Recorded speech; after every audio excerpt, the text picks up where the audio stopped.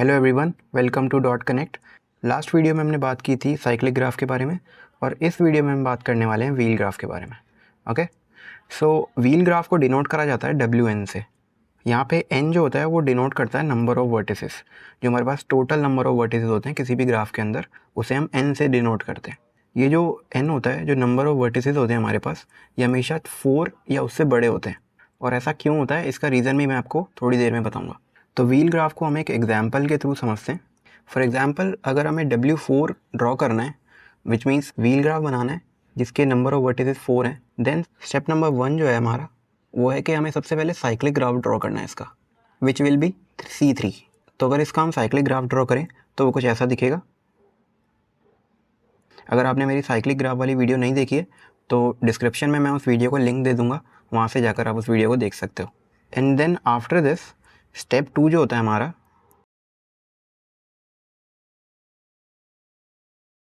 To the centre. Centre में हमें एक वर्टेक्स ऐड करना है ग्राफ के,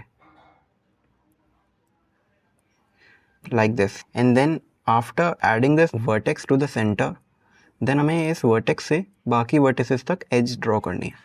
जितने भी वर्टिसेस होंगे उन सब तक एक एज ड्रॉ करनी है। And that's how we draw the wheel graph. ये हमारा W4। So wheel graph is created using the cyclic graph or the cycle graph, and now in order to create wheel graph WN, we will add a vertex at the center and then draw the edges through that vertex। इसका मतलब है कि सबसे पहले हम क्या करेंगे, सबसे पहले हम साइक्लिक ग्राफ ड्रॉ करेंगे उस पर्टिकुलर व्हील ग्राफ का, विच इज़ CN-1, और एक वर्टेक्स हमेशा कम लेंगे, राइट। N-1 इसलिए कर रहे हैं ताकि एक वर्टेक्स कम लें उस व्हील ग्राफ से। सो इस लाइन के हिसाब से सबसे पहले हमारा जो स्टेप 1 है वो है कि हमें एक साइक्लिक ग्राफ ड्रॉ करना है। जो भी पर्टिकुलर व्हील ग्राफ बनाने को हमें दिया है उसका एक साइक्लिक ग्राफ ड्रॉ करना है, विच इज़ CN-1। मतलब एक वर्टेक्स कम ही लेना है, जितने भी वर्टिसेस व्हील ग्राफ में दिए हुए हैं उससे एक कम ही लेना है हमें जब हम साइक्लिक ग्राफ ड्रॉ करेंगे इसका। ये हमारा स्टेप 1। एंड देन हमें एक वर्टेक्स ऐड करना है एट द सेंटर। उस पर्टिकुलर वर्टेक्स से जो सेंटर में ड्रॉ करा है बाकी एजेस ड्रॉ करनी है। इन दोनों स्टेप्स को फॉलो करने के बाद आपको अपना व्हील ग्राफ मिल जाएगा। सिमिलरली हम W5 के लिए भी बना सकते हैं, मैं आपको बना के भी दिखा देता हूँ यहाँ पर। सो W5, सबसे पहले स्टेप नंबर 1 जो है हमारा वो है कि हमें CN-1 को ड्रॉ करना है, which is C4, right. So let's draw it. So ये है हमारा साइक्लिक ग्राफ जिसमें नंबर ऑफ वर्टेक्स 4 है हमारे पास।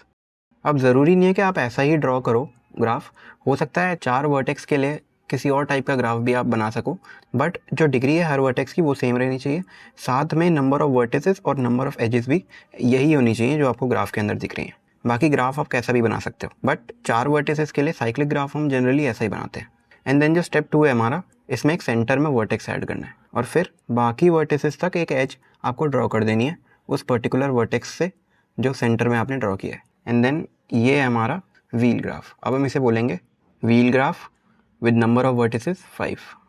अब एक चीज़ आप यहाँ से ऑब्जर्व कर सकते हो, जब आपने सेंटर वाला वर्टेक्स ड्रॉ करा देन इसकी जो डिग्री आई आपके पास वो 4 आई, and this 4 is equals to N-1, right. क्योंकि हमारे पास नंबर ऑफ वर्टिसेस कितने हैं, 5, and then 5 - 1 is equals to 4। तो हम कह सकते हैं कि जो सेंटर वाला वर्टेक्स होता है उसकी जो डिग्री होती है वो N-1 होती है। इससे पहले जब हमने व्हील ग्राफ ड्रॉ करा था इसी पर्टिकुलर ग्राफ का, तो वो कुछ ऐसा बना था, राइट। इसमें भी अगर आप नंबर ऑफ एजेस देखोगे तो वो 4 है, 1, 2, 3 और 4, राइट, विच इज़ N-1। ये भी N-1 है।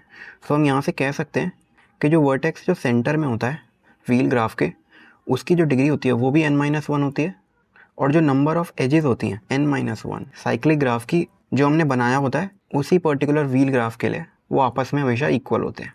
विच मीन्स मैं ये कहना चाहता हूँ कि जब हमने ये पर्टिकुलर ग्राफ बनाया,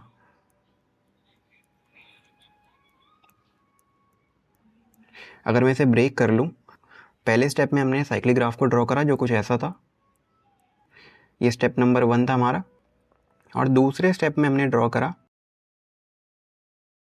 एक वर्टेक्स जो सेंटर में है और जिससे कनेक्टेड है बाकी सारे वर्टिसेस, राइट।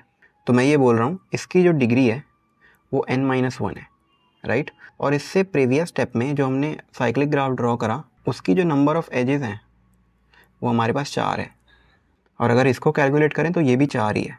इसका मतलब है कि इस पर्टिकुलर वर्टेक्स की जो डिग्री है n-1 वो हमेशा इक्वल होती है to the number of edges of its cyclic graph. I hope आपको ये कॉन्सेप्ट समझ आया होगा।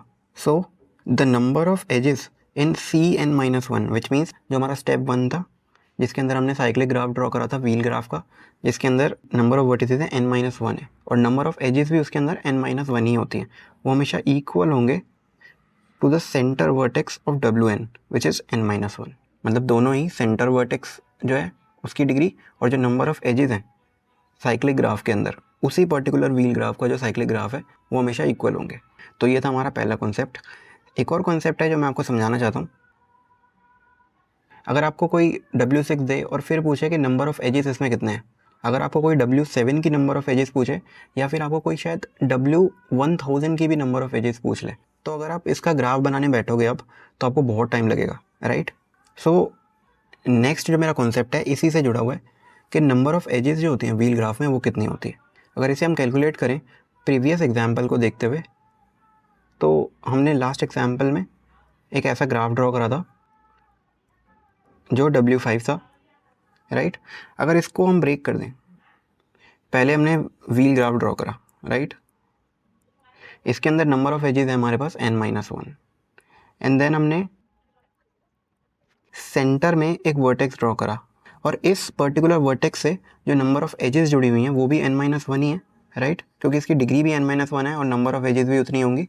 सो इससे हम कंक्लूड कर सकते हैं कि इन दोनों को n-1 प्लस n-1 इन दोनों को अगर ऐड कर दिया जाए तो हमारे पास टोटल एजेस आ जाएंगी व्हील ग्राफ की, राइट। बेसिकली हम इसे और इसे ऐड कर रहे हैं जिसकी हेल्प से हमारे पास टोटल नंबर ऑफ एजेस आ रही है। So it will be edges of Wn which means the wheel graph is equals to 2n-1। इन दोनों को ऐड किया हमने एंड देन इन दोनों को ऐड किया, -1 is equals to -2 and then 2 को कॉमन ले लिया। So this is our number of edges in the wheel graph. दूसरा एक बहुत इंपॉर्टेंट कॉन्सेप्ट है, अगर किसी पर्टिकुलर ग्राफ के अंदर नंबर ऑफ एजेस 2n-1 है देन ज़रूरी नहीं कि वो ग्राफ जो है व्हील ग्राफ हो। इसका मतलब ये है अगर कोई ग्राफ व्हील ग्राफ है देन जो नंबर ऑफ एजेस होंगी वो हमारे पास 2n-1 होंगी। मीन्स अगर कोई ग्राफ व्हील ग्राफ है देन उसकी नंबर ऑफ एजेस होंगी 2n-1। बट अगर कोई ग्राफ है जिसके अंदर नंबर ऑफ एजेस 2n-1 है देन ज़रूरी नहीं है कि वो व्हील ग्राफ ही हो। मतलब vice versa is not true, जैसे हम लास्ट वीडियोस में देखते आ रहे थे। व्हील ग्राफ है तो पक्का है कि नंबर ऑफ एजेस इतनी होंगी, बट अगर कोई ग्राफ है जिसकी नंबर ऑफ एजेस इतनी है तो ज़रूरी नहीं कि वो व्हील ग्राफ है। अब इसे हम एक एग्जांपल से समझते हैं। फॉर एग्जांपल अगर हमारे पास नंबर ऑफ वर्टिसेस 5 है देन इसके अंदर अगर हम फॉर्मूले को यूज़ करें 2n-1 के, then the number of edges will be 2 × 5-1 which is equals to 8। तो क्या अब हम एक ऐसा ग्राफ ड्रॉ कर सकते हैं जिसके अंदर 8 एजेस हों और साथ में वो व्हील ग्राफ भी हो? तो ट्राई करके देखते हैं। अगर हम एक ऐसा ड्रॉ करें ग्राफ, इसमें अगर आप नंबर ऑफ एजेस देखोगे तो 1 2 3 4 5 6 7 और 8, तो 8 एजेस तो हमारे पास हैं यहाँ पर। बट क्या ये ग्राफ व्हील ग्राफ है? बिल्कुल भी नहीं, क्योंकि यहाँ पर सेंटर में कोई वर्टेक्स नहीं है। बहुत इंपॉर्टेंट है व्हील ग्राफ के लिए कि सेंटर में एक वर्टेक्स हो, बट यहाँ पे सेंटर में वर्टेक्स नहीं है। तो ये प्रूव हो गया यहाँ से कि अगर कोई ग्राफ है जिसके अंदर नंबर ऑफ एजेस जो हैं इतनी है विच मीन्स 8 हैं फॉर एग्जांपल, तो ज़रूरी नहीं कि वो ग्राफ जो होगा उससे बनने वाला ग्राफ वो व्हील ग्राफ ही हो। एक्चुअल में इसे आप ऐसे भी बना सकते हो जैसे हमने एग्जाम्पल में देखा था, इसे ऐसे भी ड्रॉ कर सकते हो। ये भी इसकी रिप्रेजेंटेशन है और ये एक व्हील ग्राफ है। इसमें नंबर ऑफ एजेस भी हमारे पास 8 हैं, राइट। बट इसी ग्राफ की एक और रिप्रेजेंटेशन है ये वाला ग्राफ, जिसके अंदर ये जो सेंटर में वर्टेक्स देख रहे हो आप, बस ये मैंने बाहर ले लिया है, इसीलिए हम बोल रहे हैं कि ये वाला पर्टिकुलर ग्राफ व्हील ग्राफ नहीं है। एक लास्ट पॉइंट मैं आपको यहाँ से समझाना चाहता हूँ। एक प्रॉपर्टी है बहुत इंपॉर्टेंट, जो वर्टेक्स होता है हमारा सेंटर में व्हील ग्राफ के, वो हमेशा n-1 होता है, मतलब उसकी डिग्री हमेशा n-1 होगी। और जो बाकी जो वर्टिसेस होते हैं जिनसे वो कनेक्टेड होता है, जैसे कि ये वर्टिसेस, इनकी डिग्री हमेशा 3 होगी, हमेशा। चाहे आप कोई भी ग्राफ ले लो, W5 ले लो, ठीक है, उसका डिग्री सीक्वेंस भी ऐसे ही बनेगा।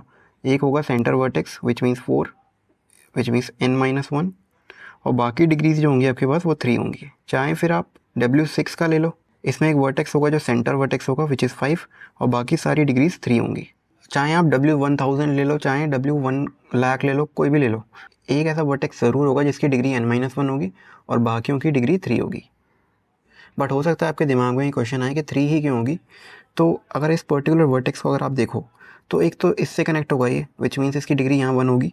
दूसरा इससे कनेक्ट होगा ये, यहाँ डिग्री 2 होगी, और सेंटर वाले से हमेशा कनेक्ट होगा ये।